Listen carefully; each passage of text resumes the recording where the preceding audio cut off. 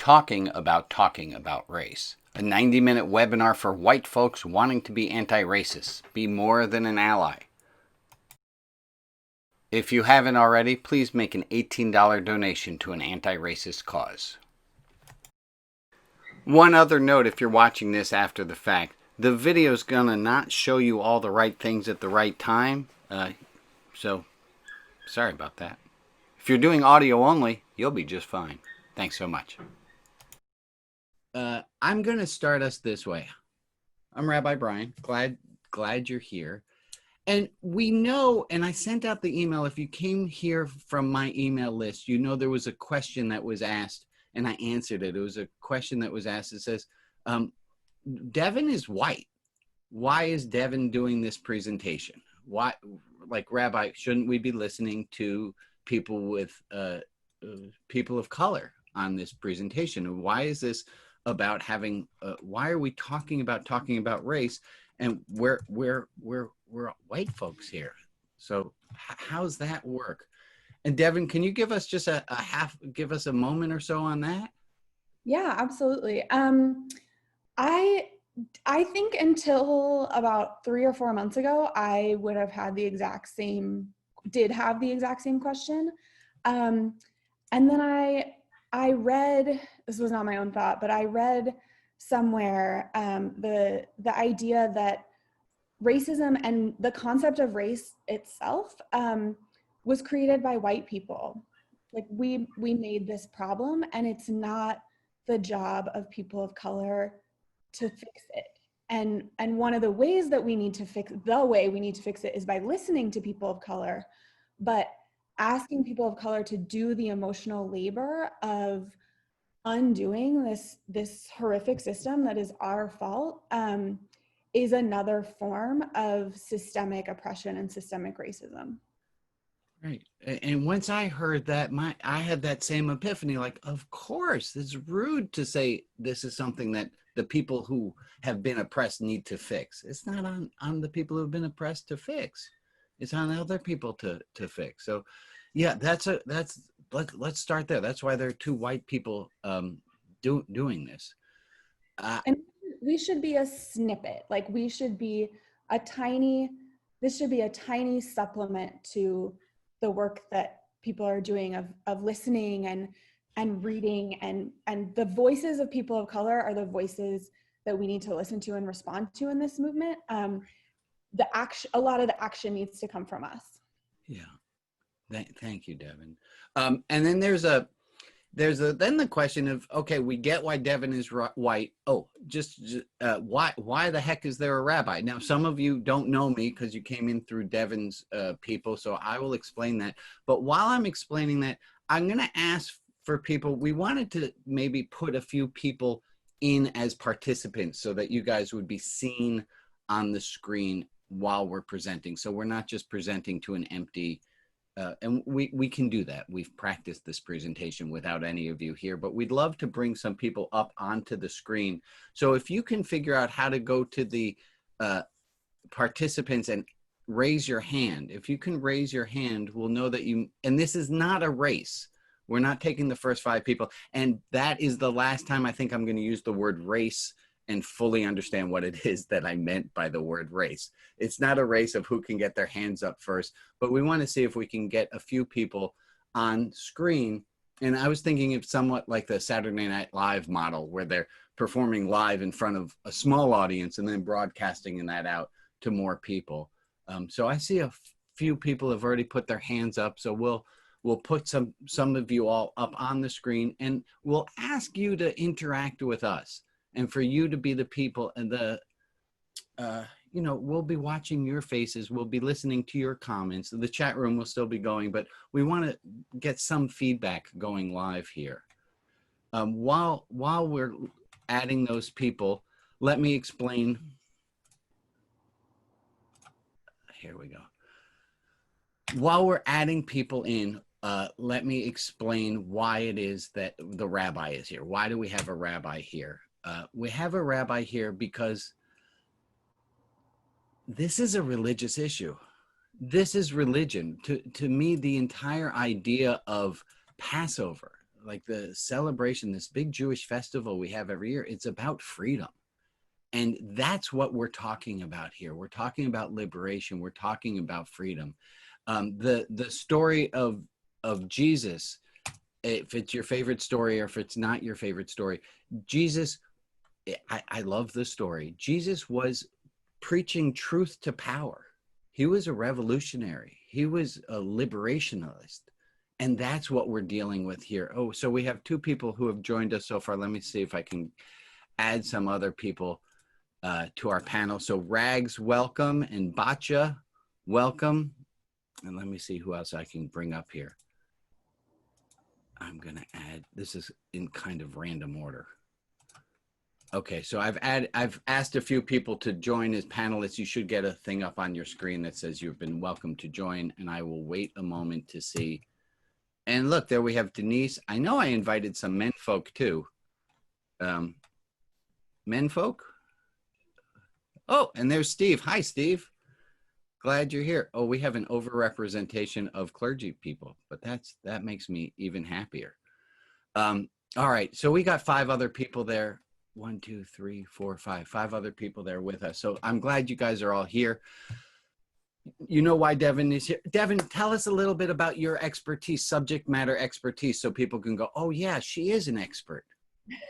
I don't know that I'm an expert. I don't know that any white person is an expert on race. And I think that I came to this work through teaching. I came to this work through kids, actually. I have my master's degree in social justice education, and I was a classroom teacher for 4 years in the Bay Area, and worked at a college access program in Chicago. And I spent a lot of time listening to my students. I worked with high school students, I worked with kindergartners, and racism is everywhere. And my expertise is very much like around the school system and what we see in racism, and how it's impacting students' ability to learn and grow. My current thing that I do is I am a doctoral student in the school psychology program at University of Washington. And most of my research is around Black boys and how we can make schools a place that works for them, because right now it doesn't. And there are a lot of pieces to that. And so I'm really passionate about this work. I work with a lot of undergrads who are going to be future teachers, a lot of white undergrads who we think about their positionality and privilege and power going into schools that are predominantly white teachers. And so I'm very passionate about this. This is the first time I've ever done something like this with people who I don't know. So I'm a little nervous. Well, let me introduce you. That's Batcha. And that's Rags and Denise and Steve and Al. Hi, These are my friends. This is Devin. Devin did watch and listen to some of the Religion Outside the Box things, so she knows that she has some idea that it's a supportive, open group. And also the people who join this are gonna, we're all in this together. Let me bring up the slide deck. Here we go. And just make a quick announcement. If you haven't already made a donation, we're asking for $18 donations. You can put that through Religion Outside the Box, and all those funds will go directly to anti-racist causes. Some people were having a hard time with the portal, so if you haven't already done so, please do make a donation. Let's set the stage. Can I just say something really quick about? Yeah, totally you.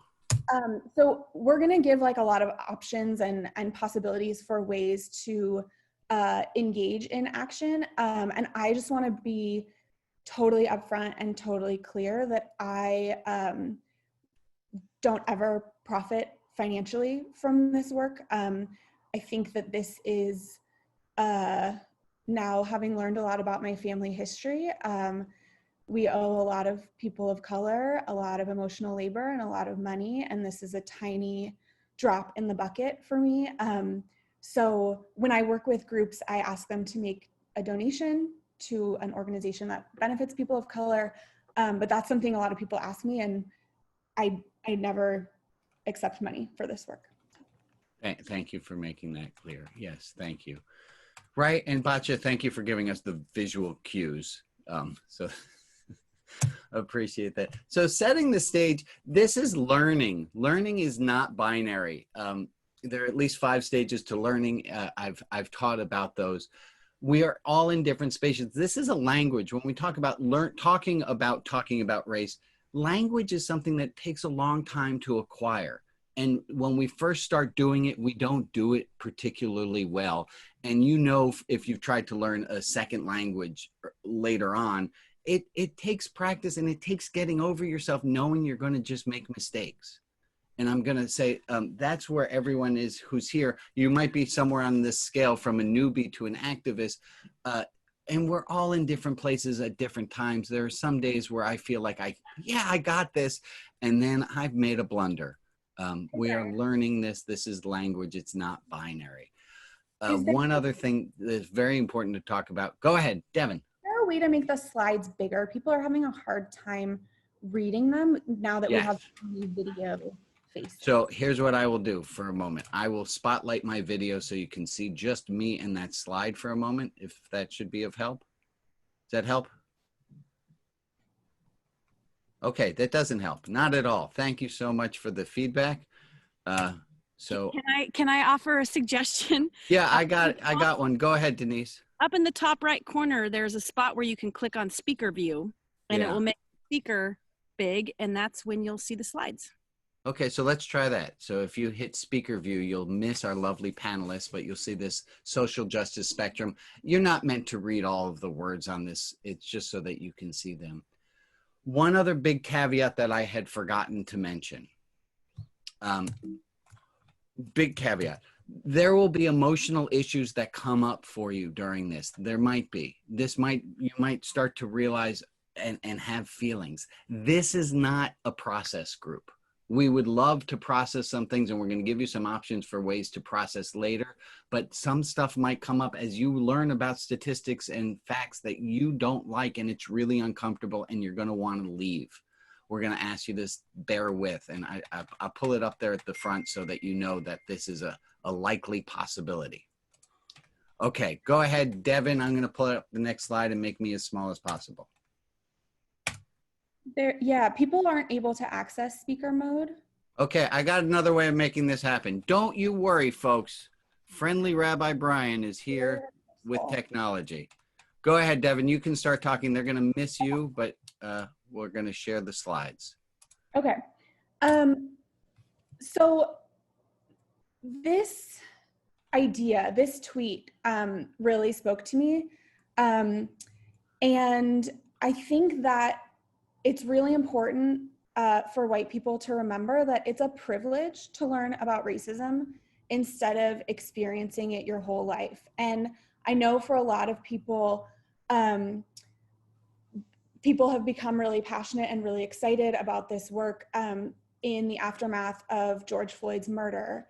And I think that that movement is incredible. And I've heard a lot of my white friends and a lot of white colleagues say, like, this is exhausting, like, this is so tiring, like going to even at people who aren't going to protest, but being engaged and learning about all of this is really emotionally draining. And my response to that is yes, you might be tired of learning about racism and thinking about it. I want to tell you that people of color are much more tired of being violently oppressed for generations. And so I think the exhaustion for white people, whether it's been a month or a couple years, it hasn't been generational. And for people of color, this is a generational exhaustion. And as a white person and as white people, we have the choice to opt out. Like, we don't have to participate in this work, but you're all here. And so you're choosing to opt in. And that's so exciting to both of us because white people hold, unfortunately, all of the power in our systems. And And without white people being willing to step back and give up some of that power, we're not ever going to be able to fully dismantle this horrible system of racism. It doesn't really matter how or when you showed up. It matters that you showed up. And I think that I'm so excited. I was expecting like 10 people to come. I'm so excited that all these people are here. And I wanted to share, for me, I've thought a lot about how it feels to talk about race for me, because it does feel like there are feelings. And so for me, it feels very much like a rafting trip. It feels like I have been tossed out of my raft. I have my life jacket. I'm in my swimmer's position. I have my feet downstream to protect me from bumping into rocks. And I think I'm doing okay. And then I hit a rock.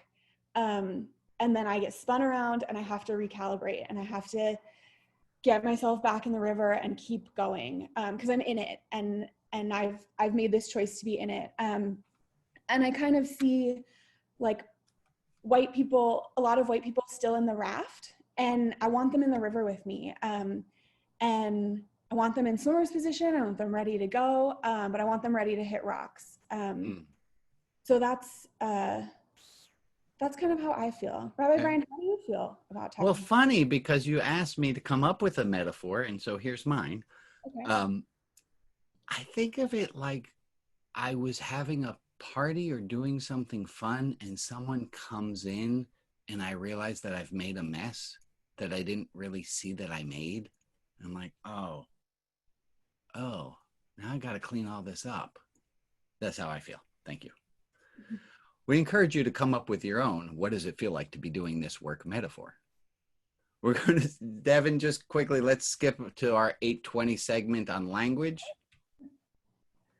So here's the next idea is about language, and that language has power. And if you don't think language, there's symbolic language and there's literal language. Symbolic language of court buildings are always made to be really, really big to make you feel really, really insignificant and small. Language carries with it a lot of power. There are words, and so we're going to try to define some words. Language is powerful, and we have to be careful about the languages that we use. So help us with why do we need to define some terms, Devin? Yeah, so I think that one of the tricky things for white people in talking about race is, for a lot of us, it's new. And there's this fear, and you and I have talked about this a lot, that there's this fear of saying the wrong thing. And so in order to kind of enter into these spaces and these conversations productively, we need to know what we're talking about and how to talk about it, which is this whole thing. And that language is super important. So can we start with race and ethnicity? Because that's the one that we all get all bumbled up on. Yeah, will you pop up that slide? I'm working on it. I got you. Okay. So I think and again, I want to be very clear, like, these are working definitions. The language that we use around race today might be really different than the language that we use in 10 years. It's really different than language we used even 10 years ago. So these are evolving definitions. Also, I'm wrong a lot. And I want to preface all of this by saying, like, this is my understanding of race and ethnicity. Race is this socially constructed thing. It was actually only created in like the 1600s in England to kind of basically get free labor and organize people in a way that was oppressive. And originally there were only, the British decided there were only 3 races. And now, as we know, that's really expanded. And race is a way that we classify and label and kind of put people into boxes. Every time you fill out a form, you have to check your race. Ethnicity, to me, is is your community. And ethnicity is one of those things that's been around forever. It's your culture, it's your creativity, it's the way that you identify. And for a long time, I thought, like, I don't really have an ethnicity, like, I'm white. And my ethnicity is very much around, like, I'm a West Coast kid. I grew up being outside. I grew up valuing education, valuing family. And those are all things that are part of my ethnicity. And so those are kind of my working definitions at the moment. So, and I'm going to say, as growing up Jewish, I always thought I could consider myself off-white because we had different culture. But the more I see it, white privilege has worked really, really well for me. So because it has worked so well, I'm striking the off-white and I'm striking the little asterisk after race. And it's like, no, you know what? I'm white. I'm white too. This is, and I think part of not saying that I was white was to make myself a little less culpable. So here we have, I threw out my definitions, Devin, and part of why I put out my definitions, my working definitions, was to show that, hey, I don't have these answers right either. So Devin, here's what I came up with. I said ethnicity and culture is how grandma used to cook chicken and how grandpa's people viewed the world. I grammatically was a little off there. It's what you grew up in. So you had a chance, Devin, to look at my definitions, people who have seen them ahead of time. Talk to me. And white privilege and white fragility, I promise we're going to go into more later. But how'd I do on race, ethnicity, racism, and anti-racism? Well, we actually talked about this morning. We talked about race. You want to share what we talked about? Yeah, so I had floated to Devin. I said, hey, I have this pipe dream idea of what if on all census forms we just put under race, we just said other human, because we're all human. That's classifying it according to, like, that's it. There's only one race. We have species, race is human. And Devin, you helped to noodle on that. Yeah, and I think that even though race is socially constructed, it's still real. And I think that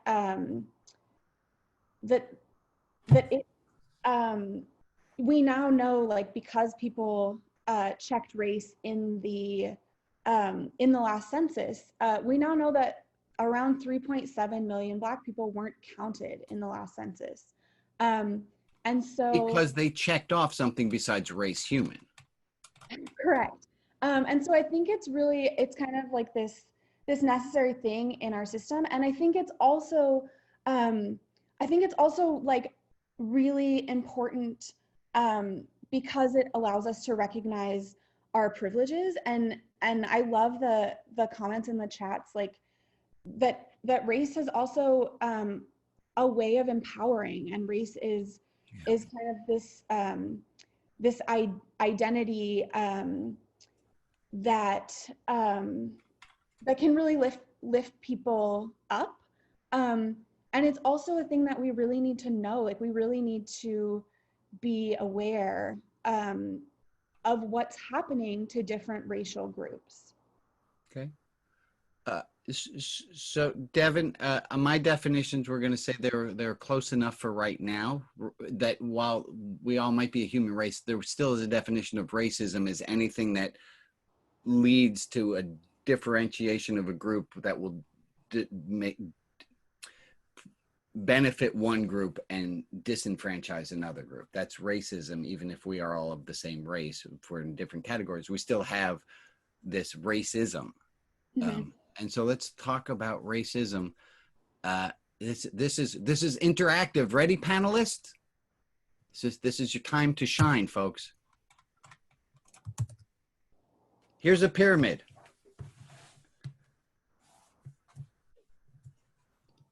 Can you, panelists, give us examples of things, and there are no wrong answers. Give us example of things that are racist things, and then we're going to figure out, like, these are the worst ones at the very top. These are the overt racist things, and then these are the covert smaller things that kind of go through.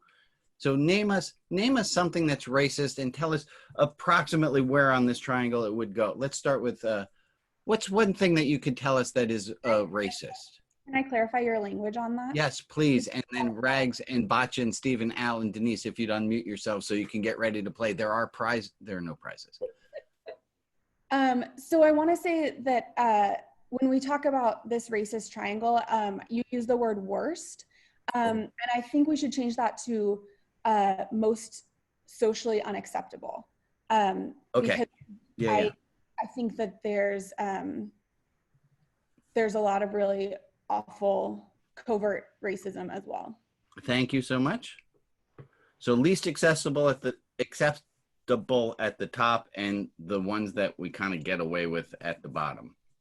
Socially acceptable. Botcha, what you got? You have one you can give us that might fall somewhere on this spectrum? Neighborhoods. Neighborhoods. Tell us how that falls into being racist or racism.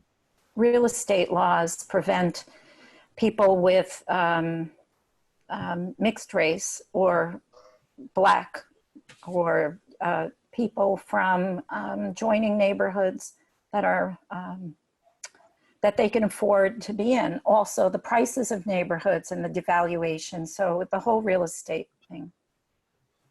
Okay, and I'm going to ask somebody else to tell us where close to overt and down on covert would real estate go? Where would you? Below overt. No, I put it in overt. Overt. Is that what you said? I apologize. So we're going to put real estate somewhere around here. Denise or Rags, you win. You have control of the board. Pick us another racist thing. So the whole thing about driving while Black, jogging while Black. Yeah. That's a very overt. Okay. Thank you. Alex, Steve, Denise. I would say that not equal discipline in schools. I think that there is definitely more, especially for Black boys, are the most unequally disciplined. School discipline. Keep going. What else? Idiomatic language. Idiomatic language. Give us an example, Steve. I'm going to put that as covert because I don't quite understand it yet. That kind of expectation that there's a certain way to speak English that makes you accessible, and there is language and idiom that society deems unacceptable that's just normal depending on where you live. Wonderful. Thank you, Steve. That's a great covert one. It's how language is used, how we prioritize one way of speaking over another. How strange that is. The whole thing that you hear from all kinds of brilliantly educated Black people, how they're told they're very articulate, understood brackets for a Black person, for a person of color. Just that expectation. Yeah. I think that feel like can also be the when someone clutches their purse or checks their back pocket when they've passed a person of color. Actions. I'm going to add lynching up here. I feel like that should be up here. Yeah. It's kind of hard to leave that out. I was going to say, like, the whole creating slavery based off of race. Yeah, I think slavery should be up here too. That's a great one, Al. Well, there was slavery before race. Slavery based on race. Yeah. Yeah. So I got a covert one. Specifically slavery justified by race. Yeah. Right. Brian, can I add a couple that are in the chat? Yes, Devin, go. So we have real estate taxes, dropping bombs on majority Black and brown countries. I think that's kind of overt. Yeah. An inequitable justice system. I don't even know where to put that because it's like across the whole board. Crossing the street, voter suppression. Oh, yes. Healthcare and health insurance being tied to jobs and bad coverage. hiring policies based on race. Oh my gosh, they're coming in. There's so Okay. many. I think we might have figured out. Selection Yeah. news cover. For example, we know a lot about Europe, but very little about the Right. non-white world Yeah. when it comes to covering news. Yeah. So education. The number of times Africa is referred to as a country. Mm. Yeah, I think And that Asia, 2 large countries. the whole the suppression of Black history Yeah. and all the things that we're learning, that I'm learning, that I never knew before. Well, and the suppression even more of the history of the native peoples, the First Nations people. Also, the inequitable results of every kind of natural disaster. Disaster relief. Yeah. Well, not just disaster relief, where people live that is most likely to be flooded, to be whatevered, you know, that's completely disproportionately impacting. Can we throw in, let's get from the chat or from our panelists, some other covert ones. What are some of those other subtle guys? Places in neighborhoods where factories or pollution is emitted into Black neighborhoods, and they have a word for it in the corporate world. I'm not sure. I think it's safe zones. It's something very oxymoronic. Sounds double talk. And other ones that we should put in here, subtle things that you've heard of, you know of. I think environmental injustice, environmental racism, Yeah, is one that's coming up in the chat. Yeah, that's what I was trying to get at. thank you. I think also when you ask someone, where are you from? Yeah. You know, That's very overt to me. But you think you're doing it and maybe not intending it to be racist. Oh, sure. Yes. It's all those microaggressions that you don't realize you're. You think you're being welcoming. Yeah. Wanting to touch their hair. Ah! And unfortunately, it's pretty common. Yeah, and I just see some more in the chats that are blowing up here. Folks, this brings us to, I think this hits the point we were trying to hit of, there it is. Hold on, I'm gonna get that slide up so you can all see it.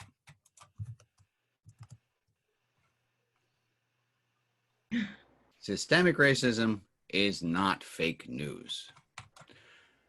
I don't know how many of you have seen the movie 13th. Panelists, have you seen the movie 13th? Oh my God, Jane and I watched it and we kept saying, I can't wait for this to be over.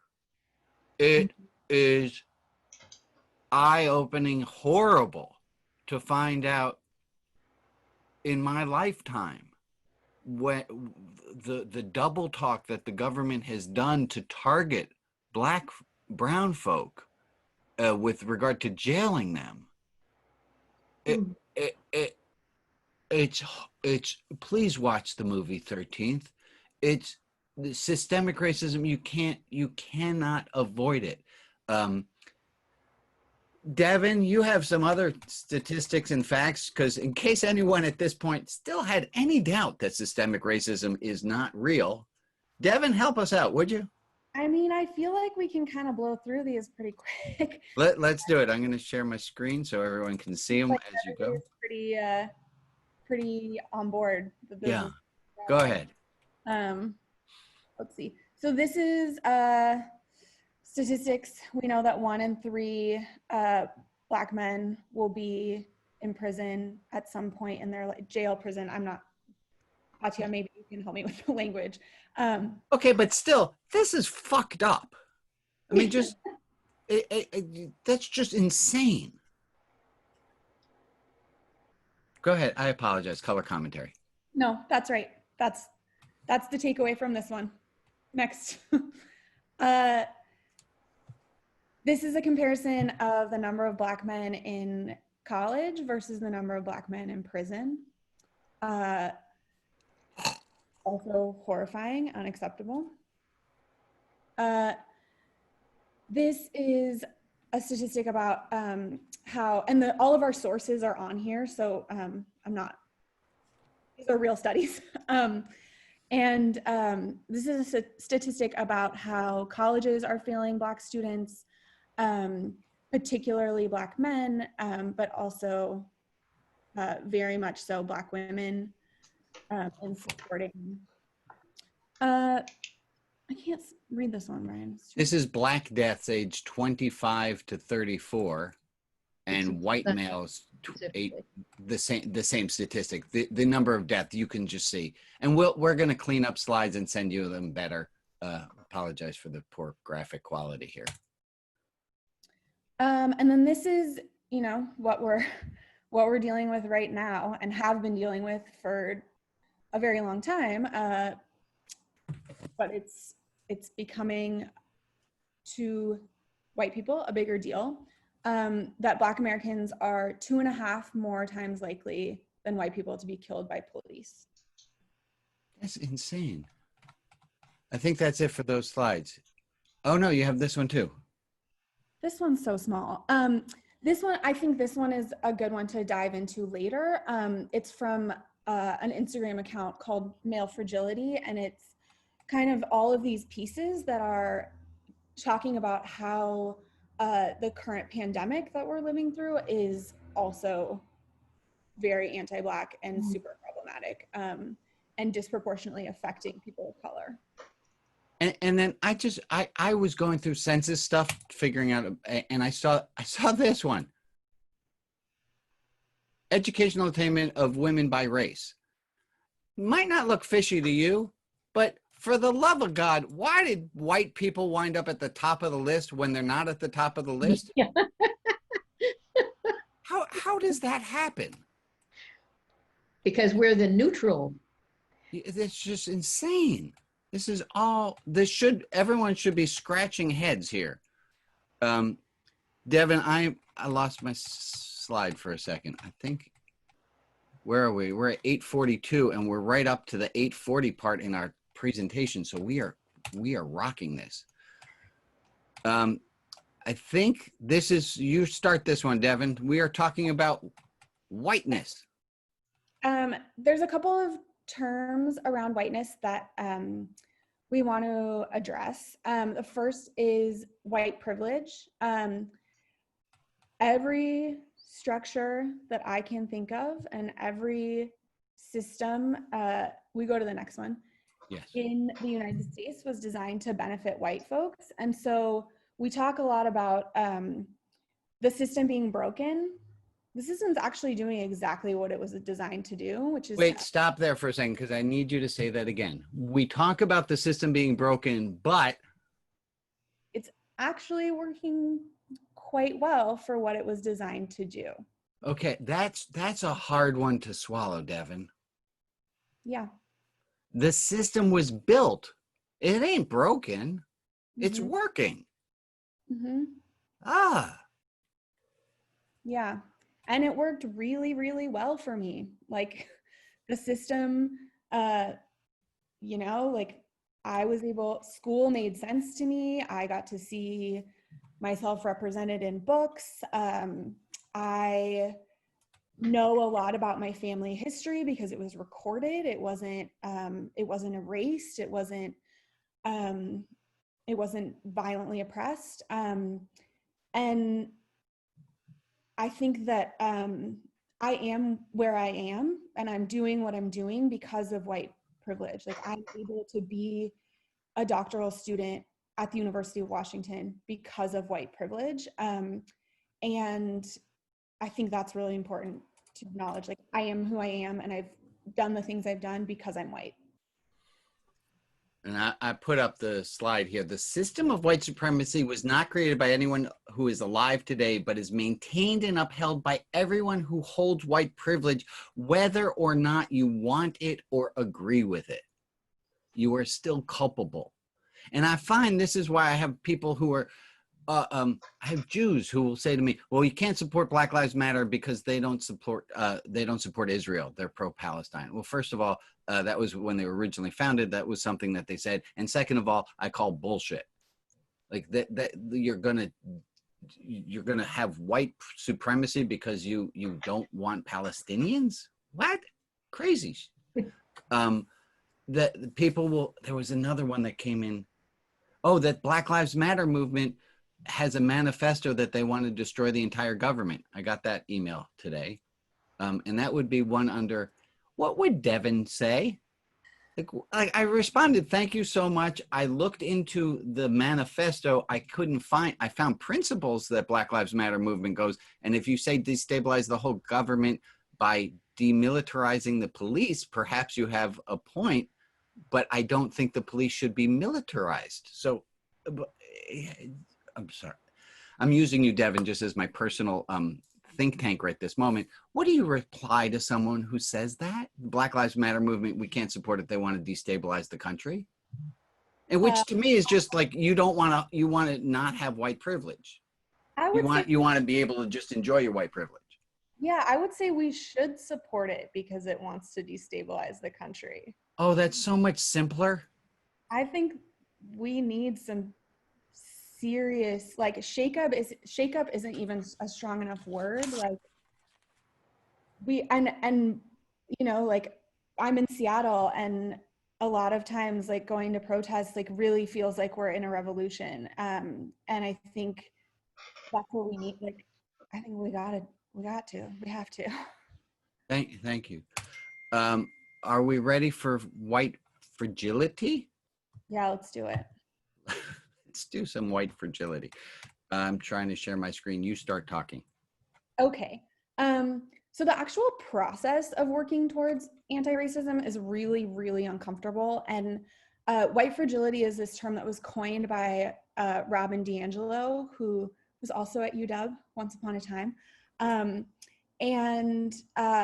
think that it is scary to talk about white privilege. It is nowhere near as scary to talk about white privilege as it is to be pulled over and have your life in danger every single day. Because let me go. I'm just going to go back for a second because I want a definition of white fragility. I said white fragility is the notion that white people need to be told how they did wrong in the kindest ways as not to hurt their feelings. I probably should have said our. I'm going to call myself out on that. And then I wrote ugh. Give me a definition of white fragility. I think white fragility is this idea that white people need to be coddled, that we need to protect other white people and I find myself doing this when I need to send an email in advocacy or in, especially when I need to send it to a professor or to someone who is above me. I have to do it in the most delicate way of like, I know this came from your heart. Like, I know you have such a big heart and you were trying to support us and like, but maybe think about how you said this.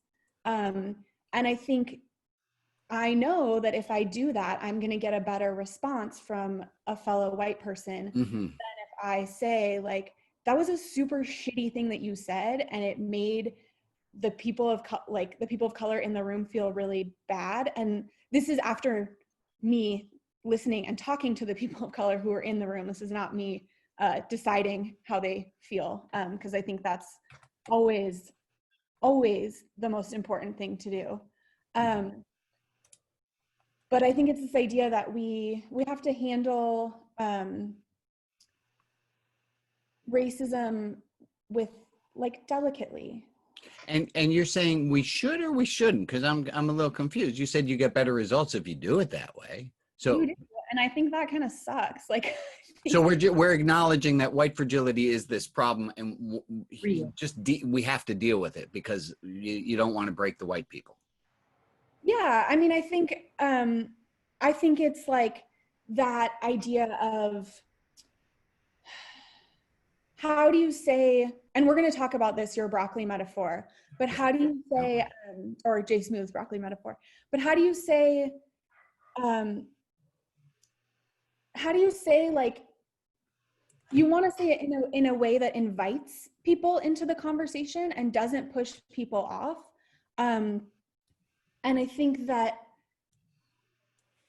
doing that really strategically is really important so that you can bring people into the conversation.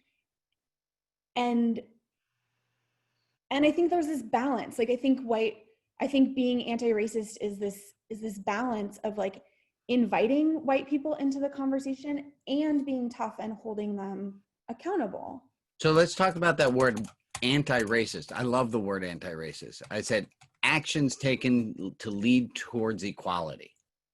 Equity. Thank you for this. Is that feel like an all right definition of anti-racism? I'm gonna push you on it.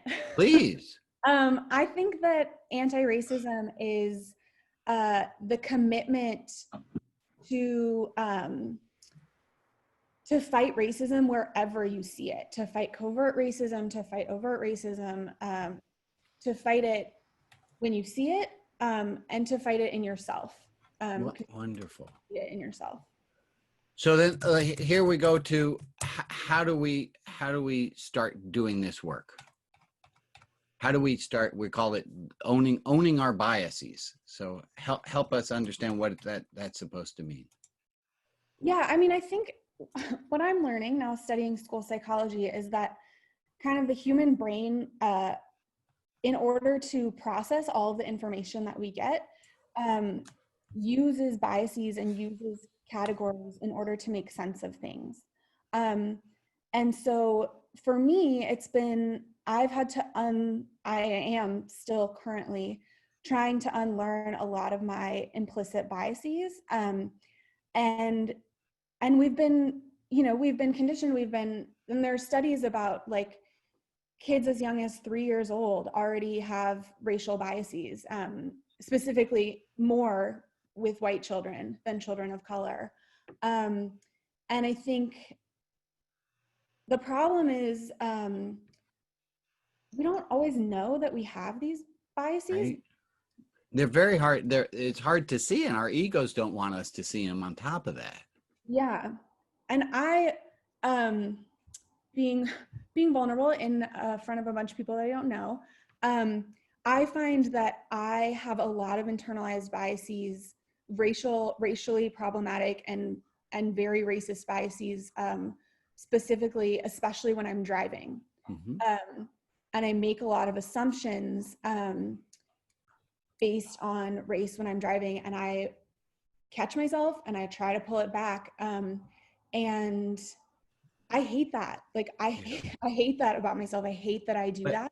Right, but you and I talked about it. Change doesn't happen until you see it as a problem. It's hard to change if you don't notice that there's an issue. Mm-hmm. And we talked about. I realize I have the same thing, and I'm going to go for full. I see African American folk, and I judge them on their clothing. I like do a quick analysis that I don't do with white people. I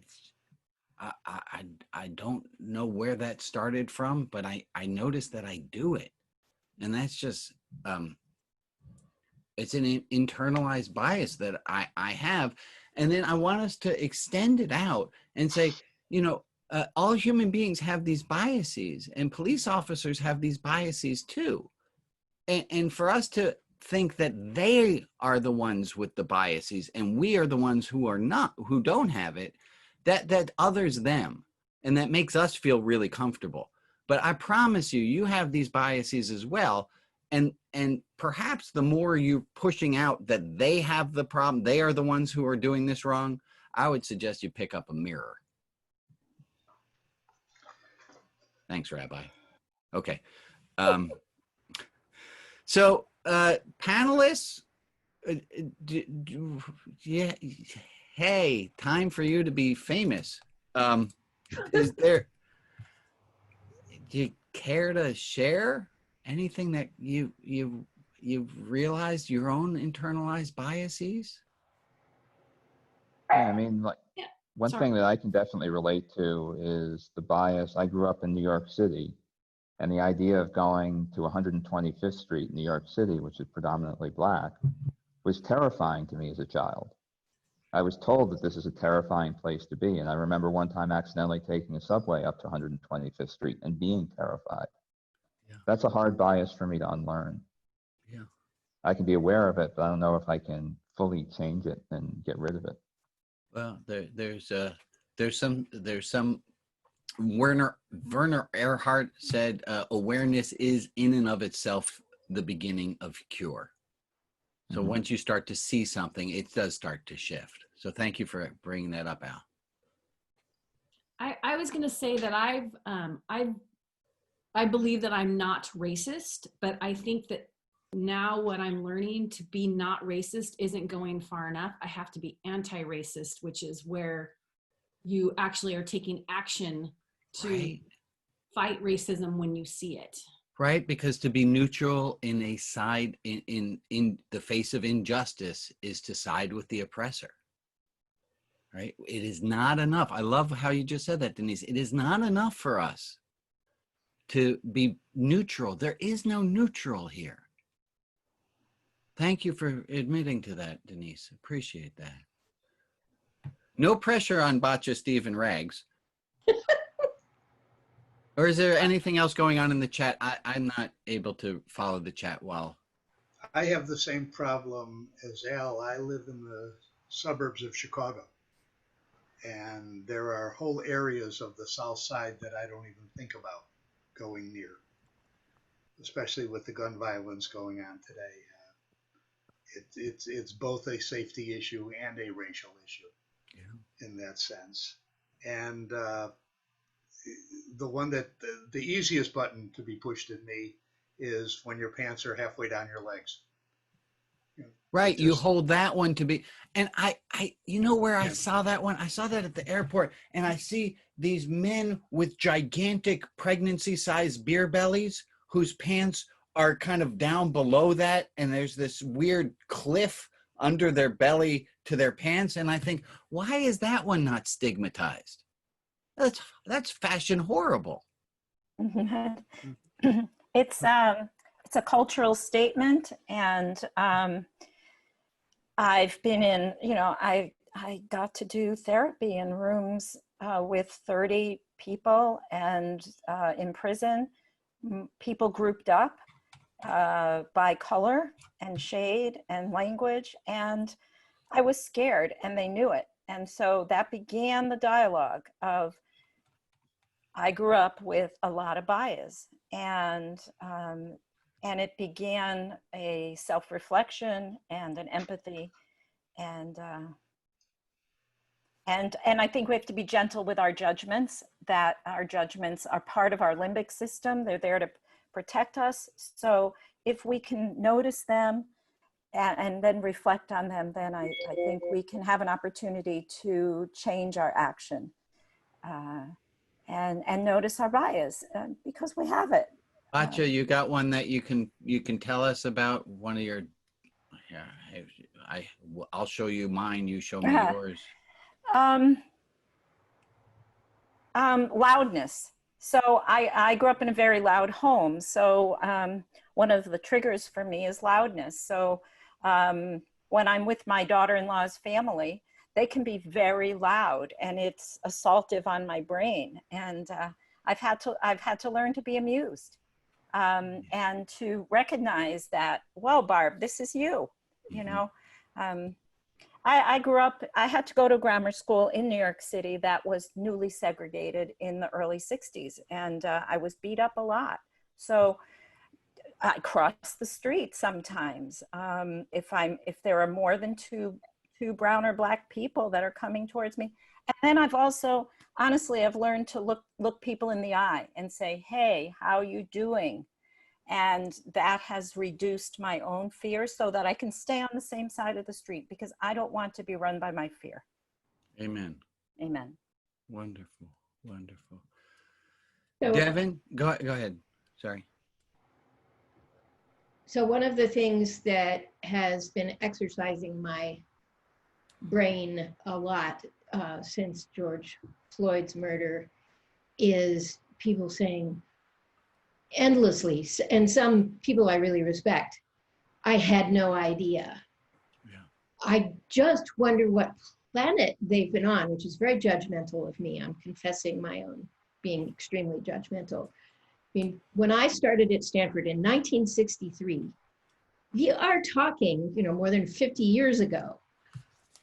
That's when my awakening happened, when I saw what happened to Black classmates. And I went, wait a minute, I was taught this didn't happen anymore. And began to realize how it was happening. And I, became involved with Dr. King and became involved, the way we all did, those of us of a certain group, very, very involved in civil rights and trying to change the reality in this country, and learning about the history of racism and learning how whiteness in this country, I mean, it's fascinating. There was a time when not just being a much more recent time, when being Jewish was non-white, being Irish was non-white. I mean, try and figure out how you're figuring that one out. But the whiteness is a very movable, privileged category. But I felt like by now everybody knew that, which obviously shows how ignorant I am. I mean, I spent 18 years of my career as a school chaplain, and I didn't have the word anti-racism, but if you look at the curriculum and at our celebrations and all of that, it was a very consciously, not just interfaith, but anti-racist, I'm sure, curriculum. And I used to feel good about that. And now I'm thinking it was all a delusion, because there's this general, you're kidding me. I didn't know Black people went to jail that much more often. You're kidding. I didn't. It can Sorry, be. I'm ranting. It's all right. I remember when I taught math, and by fifth period, I had taught absolute values 4 times already. And I was like, why don't you guys understand it? And it was just because it was fifth period and they hadn't gotten it yet. Right, so I think we do have to find some compassion in ourselves. There are people who are going to be later to the party than we are. And it does feel there's a certain, like, yeah, I already accepted gays months ago. Like you're like, but I know that years before I was where these people are. So But I'm feeling blind. That's what's frustrating me. Yeah, It's hard. People won't see what they don't want to see. Apparently.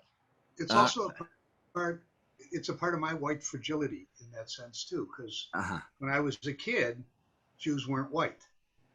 And I had a great deal of sensitivity in that sense, and a sense of connection with people of color, because there were all of these bigotries out there, though ours were mostly overt, where theirs was also covert. But yet there was still a significant amount of that. And moving through life, not recognizing when I switched into being white and a full beneficiary of white privilege, and now am indistinguishable from any other white male out there, and I get male privilege as well as white privilege. You win, Steve. But it was absolutely shocking to realize that I wasn't that minority anymore, and why can't you love me because I'm so sensitive from where I started. So I'm going to move us along. Thank you, esteemed panelists, for sharing your hearts and being real. Devin, help us out. We're going to talk a little bit about some of these internal contradictions that exist within this. Yeah, and the first one I think we kind of touched on a little bit, that there are all these, and again, these are, we'll send out the full graphic that is also from the Male Fragility Instagram account. But racial justice work involves white people giving up and giving away some of their power. And another part of racial justice work is that white people need to strategically use their power rather than pretending it doesn't exist. It's a both and. Right, we have to give away our power, but we have to use it to give it up. I like that one. I'm gonna move you to the next one. Yeah. Okay. Oh, and this, we kind of touched on this too already. One specific role for white people is holding other white people accountable. That's really, really important. And we need to extend compassion, care, and patience to other white people. And this is something that I am working on. That's sometimes a challenge for me, to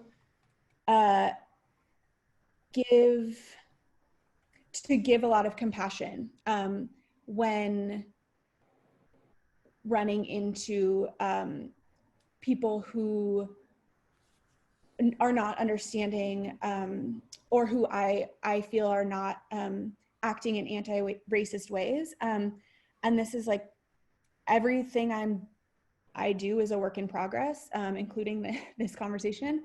And that's one of the things I'm really trying to do within myself. I love it. I'm with you. And good. Folks, here comes one of the three main takeaways that we promised you. And so here it comes. This is based on the work of a gentleman named Jay Smooth. And he said the following. Hold on one second. Denise, I think I noticed. Hold on. You got a little bit of a, like you got some, Denise, you got a spinach or something? Do you see that?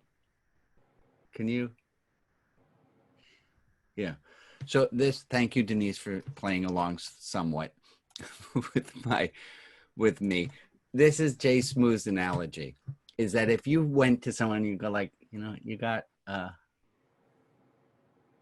they instinctively put their hand up and they clean the thing out of their teeth too. Because we all know that sometimes you get broccoli caught in your teeth, or sometimes you get a piece of spinach right there.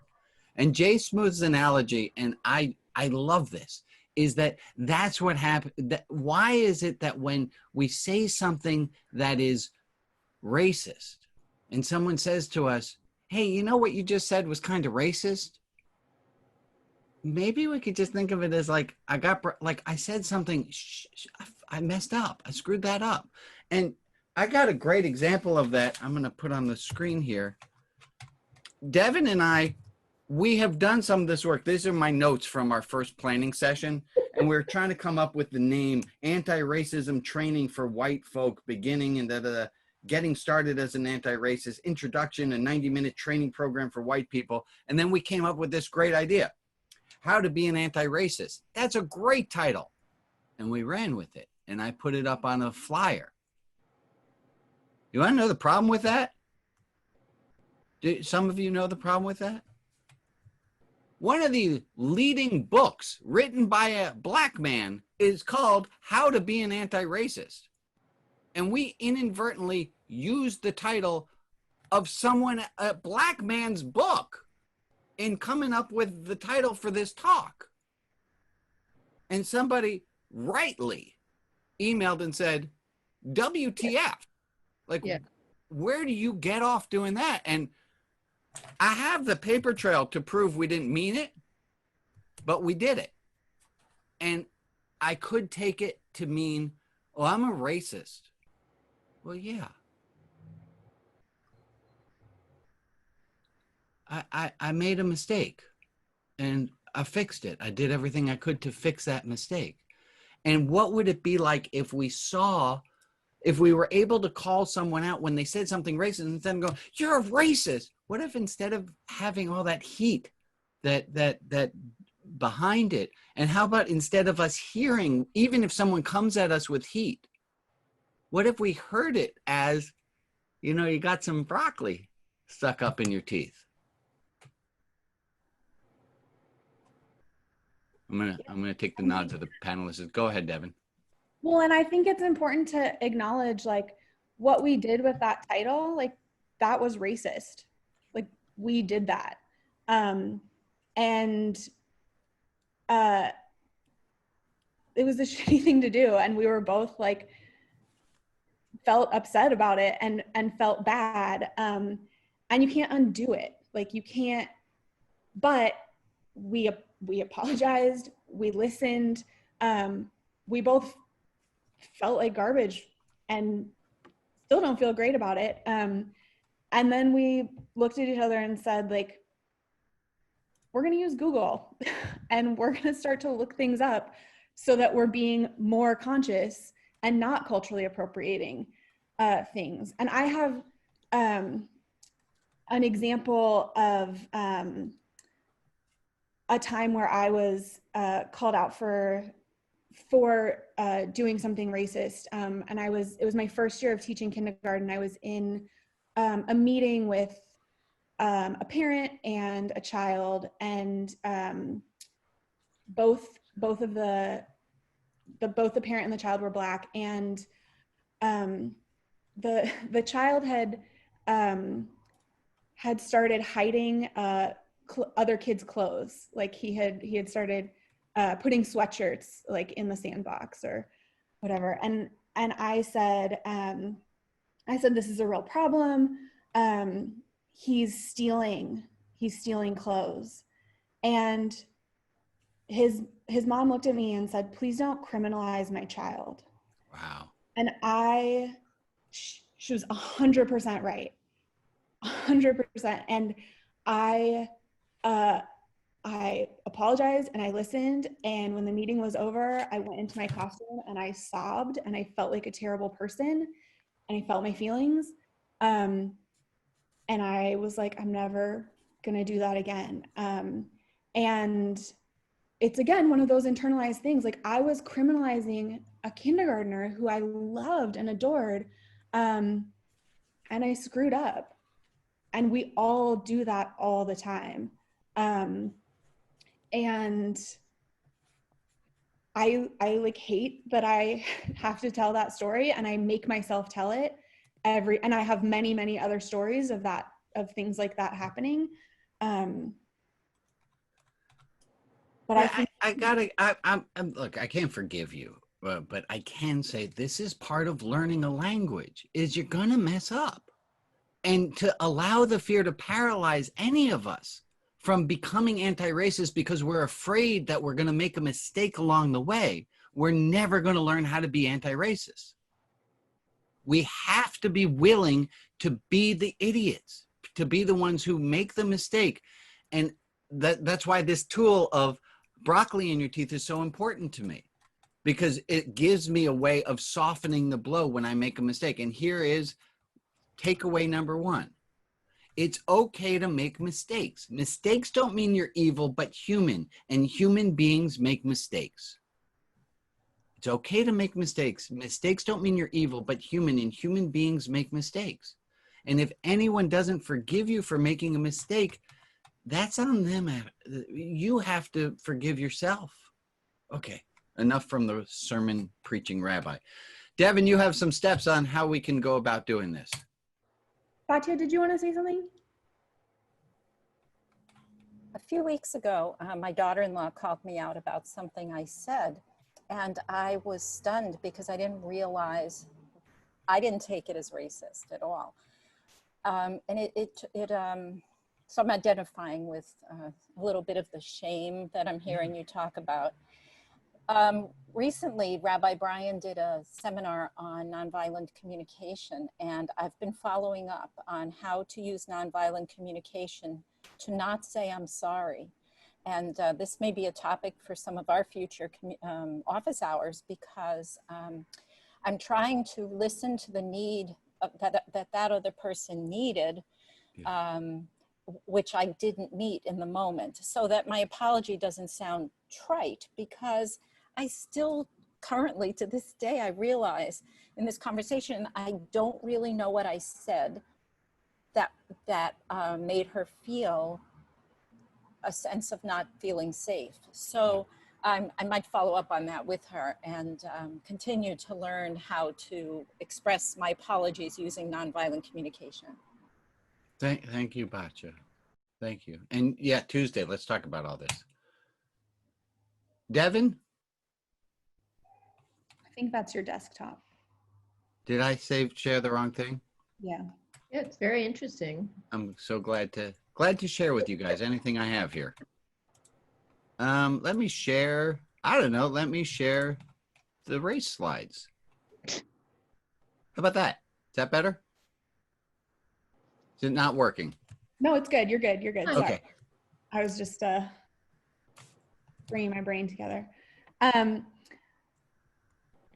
Yeah, I think this is what I've learned kind of works for me. And in talking to my friends of color, and especially friends who I've harmed with things that I've said and things that I've done, these are kind of like, it's such a messy thing that I almost feel like there shouldn't be steps. But I think like apologizing and owning what you did and owning that it was a racist thing and stopping yourself from saying, but I'm not racist. Yeah. Like, it doesn't, like, you said a racist thing. Like, it's okay. Like, just move forward. Yeah. And then I think really listening, like if people are, if the person that, or the people that you have harmed are willing, don't ever force a person of color to do emotional labor for you or with you. And then feel your feelings, like go into your kindergarten classroom and cry. Like that's important. Like that's, our discomfort is where our growth happens. And like in that moment of feeling your feelings, commit to growing. And I'm sure there are like many other steps and many other pieces. And that's kind of what I try to do when I inevitably harm people. Thank you. I'm gonna move us quick. Where are we? Here we are. Okay. So moving along to what we call the work, the things that we are committed to do, because this just, to be passive is not to do enough. So what is it that we can do? How do we do this? And as Devin's already said, is to listen to people of color. Listen. Devin already said, here's just some bullet points. Don't complain that you're tired. My son was tired waving signs yesterday in the hot sun. It was like, dude, shut up. I might have said that. Devin, we've already said all of these things that are on my notes of what we're supposed to do. I do have one that I'm going to add that wasn't in our notes. Please, let's stop using anecdotal evidence to prove things. Yeah, you happen to know one guy for whom there's this great quote that says, anecdotal evidence is true. So says one man. Thank you, Rags. You just to use one example, that's you can disprove a lot with one example, and you can prove a lot with one example. So let's please be careful. Devin, take us away, please.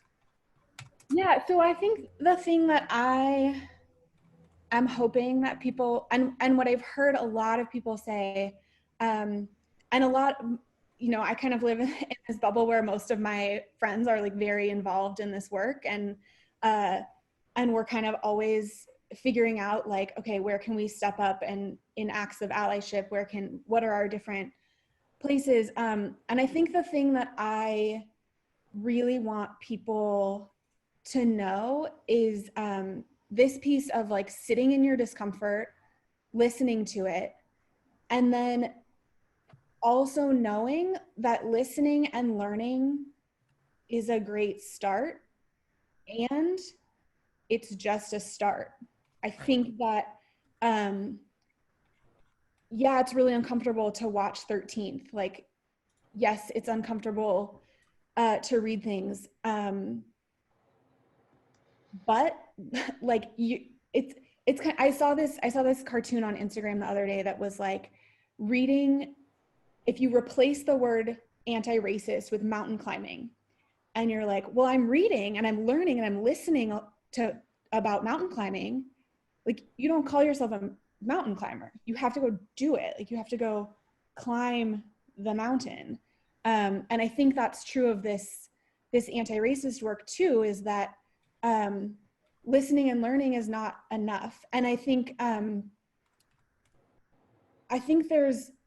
there's not, no one can do everything. Like, not, and And we need people doing everything. We need people fighting voter suppression. We need people protesting.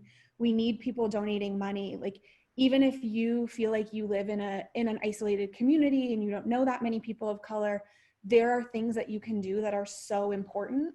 And so wait a moment. Do we have options for them to do to continue doing the work? What? Maybe. I mean, yes, we do.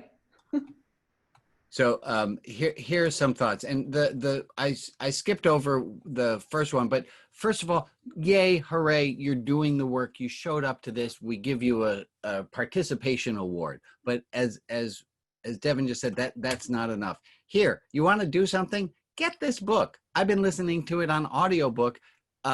It's amazing how to be an anti-racist. It does brilliant work. Give us some other options there, Devin. I think there are. Your Instagram feed. That's what I'm pushing towards. I didn't know that was the cue for it. Yeah.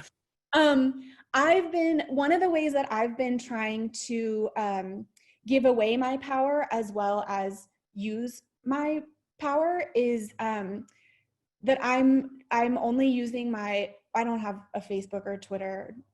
I'm not that cool, but is to use my platform that I do use and that I'm comfortable with, which is Instagram, to elevate Black voices and voices of color, and to call for action steps. And so those are that's kind of the goal that I give them the link.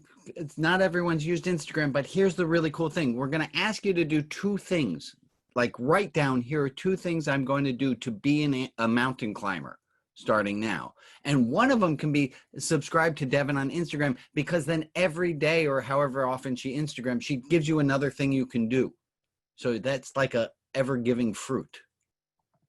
I don't know that I'm putting that into the chat. How are they going to find you? Well, I don't know. Oh, there it is.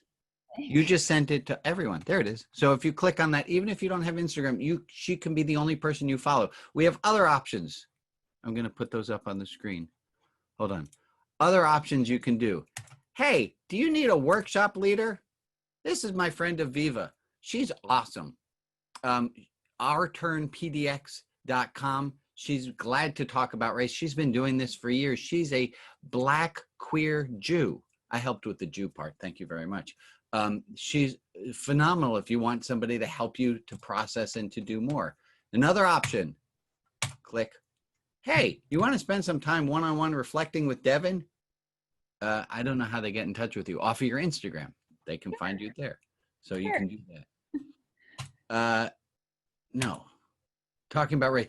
Do you have other places do you have a religious group or a book group who you think this 90-minute presentation, which you saw the very first incarnation of, would like to enjoy it? You can get points for getting another anti-racist thing done by helping us to put this talk to other people. I'm going to stop my screen share. Oh my goodness, there it is. I think basically what Rabbi Brian and I want to reiterate over and over again is that we're here to support, and we're here to help, and we're both like incredibly invested and excited about this work. And please use us if you think that would be helpful. We don't have to be the people who are coming and talking to groups, but we can connect you. We're glad to help. Yeah. Glad to help. But okay, but I'm going to go back. I'm going to snap into teacher mode. I'm going to give stickers to everyone who at this time writes down two things that they're going to do to continue being anti-racist. Watching the movie 13th, reading the How to Be an Anti-Racist. Give me some other ones. Panelists, what are other things that we've mentioned that you can do? Following Devin on Instagram. Other things that we've said, things that you could do that are going to help this world starting now. I'm going to send your link for this video to the women's group at the synagogue that I go to. Great. There will be a link available for this video after we make it. Thanks, Bar. Anything else people can think of? I see some things going up in the chat box. I'm going to invite my book club to read How to Be an Anti-Racist. Yeah, great. Take your non-white friends out for coffee and listen. Ooh, nice. If anyone wants to get involved in helping people register to vote, let me know and I will connect you with my father, because that is his work and he's crushing it. Yeah. And I see some great things coming up. Use Instagram to elevate Black voices and work through Medium articles list. There are all these things. You guys can read the chat room. I don't have to read it to you. There are great things coming up. That's wonderful. Oh, Birth of a Nation video. Ooh, that's painful as anything. Thank you guys for all posting it. Are there questions that either our panelists have that they want to put in, or people raise your hand, virtual world, and we will see best as we can do. But we offered to do a 90-minute thing. I think we're at 85 minutes right now. So good job on our planning committee. Good job, Devin. Look at that. I think there are a couple raised hands. I don't know if they're waving. Oh, yeah, I see them. Look at that. Todd Witt, I'm going to allow you to talk. Go ahead. You have to unmute yourself. Now go for it, Todd. I have nothing to say. My hand must still be up from a prior raising. Oh, thank you, Brian. Lovely to talk with you. I put my clothes on. I appreciate it. Thanks, Todd. Uncle, peace, love, and understanding. Oh, he just here. Let's try that. Promote to panelists. There you are, Pierce. Oh, wow, that's cool. Yeah, I just wanted to clarify my recommendation, which I can post a link to, is Birth of a White Nation, which is a book and lecture by Dr. Jacqueline Batalora, who talks about the creation of the thing that we call whiteness, which didn't exist until 1681. And did you throw a link up there for us? I'm about to right now. Thank you, Captain P. And Betsy Ann, go ahead, comment or question. Yeah, I just want to comment on the statement, or the number one takeaway. It's okay to make mistakes, because we all make mistakes when we're learning new stuff. But one of the issues I see is that when Black folk make mistakes, it seems not to be okay. Right? That's some bullshit there. That. Say that last part again. I talked over you, Betsy Ann. I have trouble with how to work the feeling part about that, because I see so much indiscretion happening around that.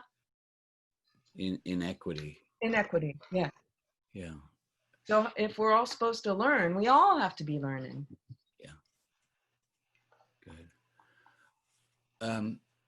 Go. I'm gonna look. I'm a preacher and a teacher, so I'm gonna just say that I'm gonna wrap it up with go out, get broccoli in your teeth, make mistakes, learn, recruit other people, tell them that it's more than just being an ally, it's about being an anti-racist. Tell people that they gotta get the better than tell them that they should do the work and let them see by your example. Oh, that was like a good note to end on. I'm going to stop there. Devin, what do you have? Anything else you want? Oh, thanks. I appreciate that, Barb. I think just knowing that there's so much more to say, and there's so much. I usually spend 10 weeks talking with undergrads about this, and in not 90 minutes. And so I think that this is like the beginning, and there's so much more to do, and there's so much to talk about. And yeah, I think you had given the example about brushing your teeth. Yeah, I think that Robin DiAngelo really eloquently said, I don't call myself a white ally because it's not up to me to decide if my anti-racist acts are acts of allyship. It's up to the people who I am supporting and who I am trying to do these acts of anti-racism for. And I think it's like, you don't get to do one thing. It's not like you brush your teeth. We have so many teeth metaphors. I need to go to the dentist, I think. You don't brush your teeth you brush your teeth every day. Like, it's not like you brush your teeth and then you're like, okay, that's it. Like, I read an anti-racist book, I'm done. You have to do it every day. I hear people say that you're supposed to brush twice a day. I'm not sold on that. Also not sold on flossing, but I'm working on it. And it's just moment after moment and day after day, and it doesn't end. And we have to be committed to that. And I also will say that I have found most of my, like, a lot of my personal education from around anti-racism has been from Instagram. And I see someone mentioning TikTok, like, yeah, Gen Z, they're doing it. Millennials were okay, but yeah, listen to them. I thank you all for joining, for being a part of this. We had a lot of people here. And for those of you who are getting that wake-up call and going, oh, crap, now I got a lot of work to do.